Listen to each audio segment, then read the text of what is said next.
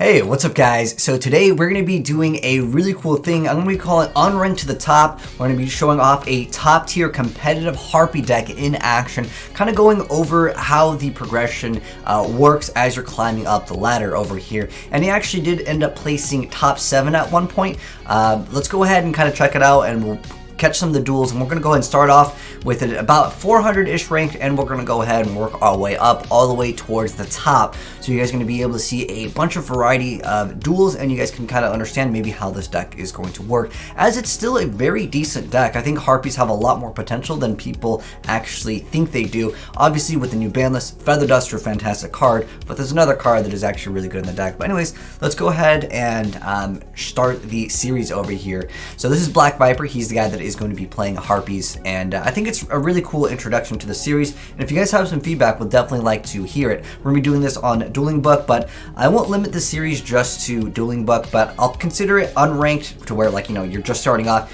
Usually in the very beginning, you don't get that great of, you know, matchups.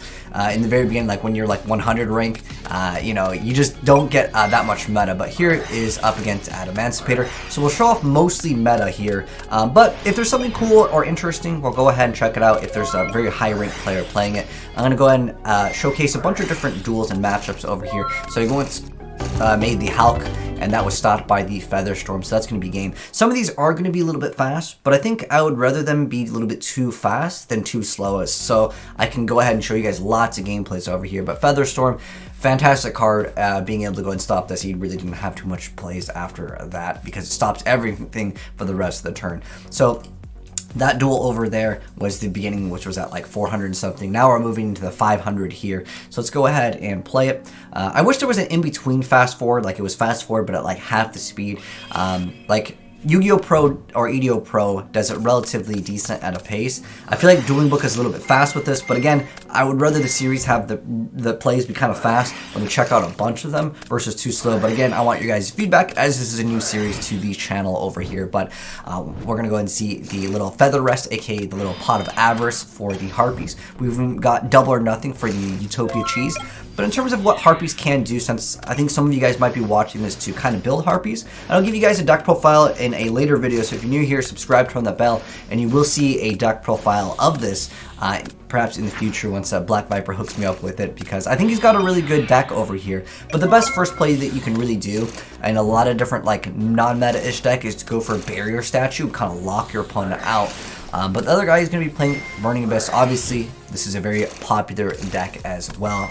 With that new Banlist, he's going to go ahead and make Chidori bounce back the card, attack over the Cherubini, and he's going to go ahead and end with a Harpist, and he's going to go ahead and go for Dante. Ooh, he's even got the Lava Golem in the main deck. This is at about 500-ish in the rank points over here, but he's going to go ahead and be able to get back his Chidori, but without the attachment, because Sparkle has that effect. Swallow's Nest is indeed activated, so he's going to go ahead and declare those effects, getting the hunting ground over there. And then he's going to go ahead and sink right into Cyber / Harpie Lady, which is able to go ahead and potentially bounce back as the quick effect when a spell trap or effect is activated. And being able to search out all those extra cards is fantastic. He's going to go ahead and make a Dante, and then I guess get over Chidori. Oh, no, he's going to go ahead and attack over Chidori down. Okay, there we go. And then Dante goes to defense mode, but he's going to be able to recover and grab out some extra cards. And on top of that, being able to bounce back the card is quite nice over there. He does have to pop the field spell as it is a requirement, and the other guy is just going to be like, well, can't really do too much at 1,000 life points. Those are a little bit more of a lengthy duel, which sometimes in competitive Yu-Gi-Oh! You don't get those games, which is totally understandable, as, you know, a lot of times you make too many negates, your opponent just can't deal with it. Now we're seeing it up against Invoked Dogmatica, which is a very anti-meta-ish oriented deck. Now we're going to go ahead and see, once again, the Samoric Barrier Statue is going to go ahead and burn the back row, but Featherstorm is activated over here, and that's going to limit him on any of the effects, so he's really limited to his play. So you can see how powerful this card is, as again, when you negate all the effects of a card that's searchable, it's pretty powerful. Again, Feather Duster is another great card, but they can't really make great use out of it if the opponent doesn't play any back row. I guess there was technically punishment over here, but you also have the field spell to pop everything as well. So Harpies actually might be a sleeper deck. Like, it actually has a lot of hidden potential over here. Let's go and check out this one over here. Moving into the 600 rankings right now. We're going to go and see the Oracle. All that gets stopped by Ash Blossom, but Egotest is going to go ahead and bring out a Harpie Lady.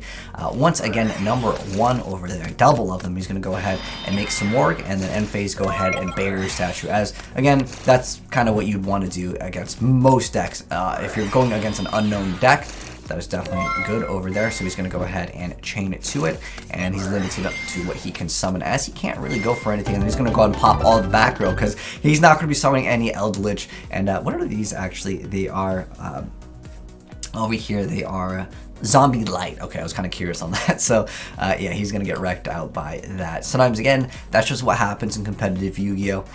But let's go ahead and see. He says 677 now. Once again, just kind of climbing up ladders over here. This is up against Necros. That's a deck that it still sees a little bit of play in like the really high section. When I grinded Dueling Book, I did face off against a couple of Necros decks. That deck that locks you out, well, the whole goal is to lock you out of the extra deck, and Harpies definitely need the extra deck to be able to be viable. He's even got the Denko Sekka over here, so he might be pulling off some OTKs.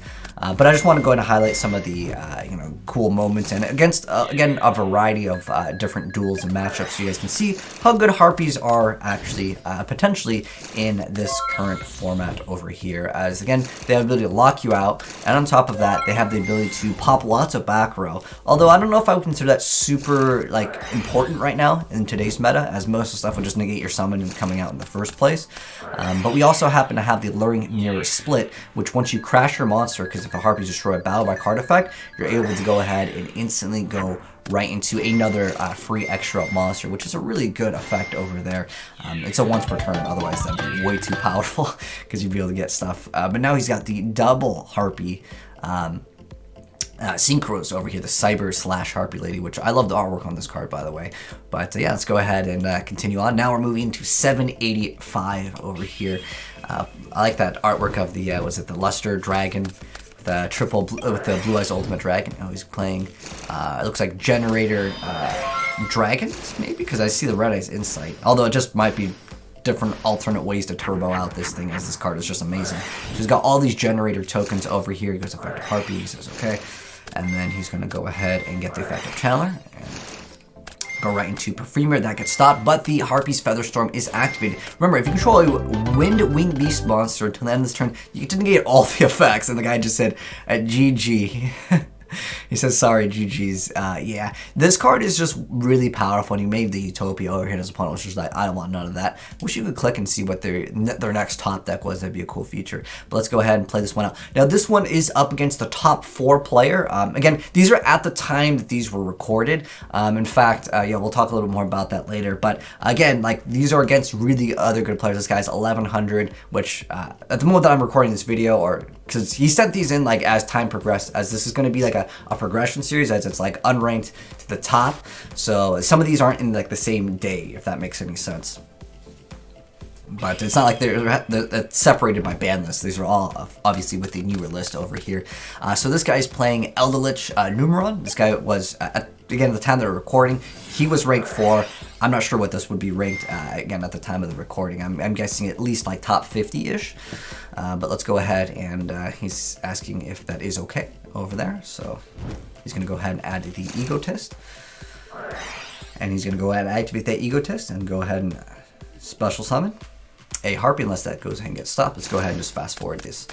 And then he's going to make the Cyber Harpie Lady and pass. And oh, he activated the wrong card. It happens. So he's going to go ahead and now, go for that Featherstorm.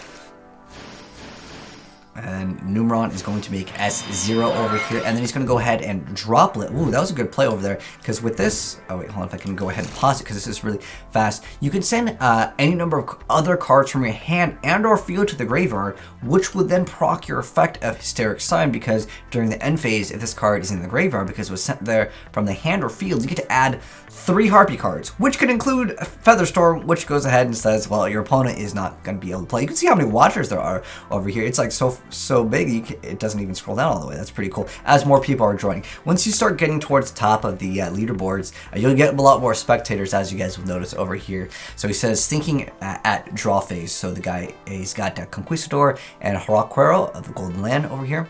So let's go ahead and see how this plays out. Let's go ahead and fast forward some of these plays. Because sometimes if you hit fast forward, it does go a little bit fast, like I mentioned before, but I'd rather it go too fast than too slow. But this one is, again, one of the more top end players over here. So he's going to go ahead and activate the little pot of avarice, and just go ahead and go for the oracle, and then we're going to go ahead and see the Harpie Lady 1 coming out, and then double slash Harpie Ladies, and he's just going to be able to pop everything, and he's going to take down the number 4th ranked player. And what's funny is, like, people love seeing non-meta decks, because, like, I wouldn't consider I would not have thought Harpies would be remotely even considered towards the meta over here. Now we're moving into 900 over here, and let's go ahead and see this duel kind of play out over here. So this one is up against, he titled these, which thank you, by the way, Black Viper, and big shout out to you for hooking me up with these for like the newer series here. This one is up against a really high ranked Chaos player over here. He's at basically 1,000 would be kind of like the benchmark for what I would consider towards the top of the list. He's even playing the triple tactical talents over here. So he's playing some Chaos variant deck. So let's go ahead and fast forward this over here and check out how the Harpies are going to be dealing with this. He's going to go ahead and go for Chaos Emperor, which, yeah, remember when that card was $1,000? But now it's a lot more accessible, which is good for people that want to play it, as this is a really important card for a lot of Chaos decks. It's just so good. He's even playing Thunder Dragon. So Brick City with playing on the Red Eyes, well, except for the Dragoon, obviously, is like in every deck, but then you're also playing Thunder Dragon, which could be a huge other brick card, especially when you draw multiples. It's definitely not fun, but if you mix in maybe Plague Spreader, as it's another like card that could work for the deck, you can top deck it and then you'll be A-okay. So it's more like a Chaos, this is like Chaos Dragons, I would say. So he's going to go ahead and we see the Chaos Ruler, and he's going to go ahead and reset his entire hand. He's going to go make the plays with Romulus. He's got Chaos Creator coming out over here, and then White Dragon go ahead and go right into Striker Dragon. Okay, these are some extensive plays. These are the plays where like my opponent's taking too long, but at the same time, if you don't have an answer, sometimes it can be really harsh. Oh, he's going to be able to add those cards. And then with that Featherstorm, oh, he's going to go ahead and stop that. I don't know if that was maybe the right call to stop the play, because technically he knew he had Featherstorm anyways. Might as well maybe try to get a stop out. Tornado Dragon going to go and pop the last back row. Hysteric Sign going to add Elegant Egotist, activating that, bringing back another Harpie, going right into the Harpie Synchro. And then we're going to go ahead and see Swallow's Nest going to be able to bounce back the card, attacking over Appaloosa over here and dealing a massive amount of damage. And, well, Barrier Statue says, well, you can only go for wins. And in Chaos deck, they've got no wins. Let me tell you, that's for sure. Unless you count the extra deck, but you're not going to be able to go for that if that's not going to go through. And that's going to go ahead and be game over here. So when he sent this in, by the time I checked it, because keep in mind, like, sometimes when you guys email me, I don't check my email every second. By the time I got to it, he was at the time that he sent it, he said that he was top 7. I totally believe him. But by the time I checked it out, he was top 12. But he eventually did get top 7. I'm not sure at exactly which exact replay, but I totally believe him. So, you know, at least for verification purposes, at one point when I went to go screenshot to make sure that, you know, it did check out, because sometimes people will say, I got top whatever at my regionals with this deck. It's really hard to verify, but at least at some point he was 12. And I don't think it's that big of a difference if, again, at some point that he was there. But he was top 7, and thank you so much, Black Viper. But let me know, guys, what you think of this series, which was going to be considered like unranked to the top with this deck. And I'll probably separate the deck profile, and if you want to check that out, check the pinned comment. It won't be there at the very first day that I'm uploading this, but later down the line, I'll get you guys the deck profile for this deck. But it's a relatively simple deck. It's just that sometimes you have to know how to play the deck. And he made great use out of the droplet. Again, being able to get rid of that Hysteric Sign, adding the Featherstorm to completely shut down your opponent. Even during your turn, you can go ahead and utilize it. Because remember, you get to, if you control a Wing Beast monster, you get to activate that effect. And then if you control Harpie monster, you get to activate from your hand. So it's basically like almost like an impermanence. Because when you summon your first Harpie, they're not going to negate this. You can't really negate this effect. I mean, maybe you can negate the summon, you can solemn it. But yeah, like that continuous effect 300. No one's going to be like, oh, I'm going to somehow, I'm going to Forbidden Chalice this card. Like, no one's going to go ahead and stop like this card. And the other card just shuts down your opponent. And And again, remember, you're going to be able to pop all the back row with, of course, just the summoning of all those Harpie cards. I think it's a really cool deck. But anyways, like I said, give me guys some feedback in the comment section below for the series if you guys want me to do something different. But I think to keep these videos not over like half an hour, we'll save the deck profile for like a separate part, as I think that'll be a little bit better. But anyways, thanks for tuning in, guys. Hope you enjoyed the video. If you did, drop a like on it. And if you are new to the channel here, subscribe and turn that bell so you don't miss out on when we go over the deck profile, as well as go over a lot of other decks. And if you guys want to send in any other replays, it could be Dueling Book, it could be something else.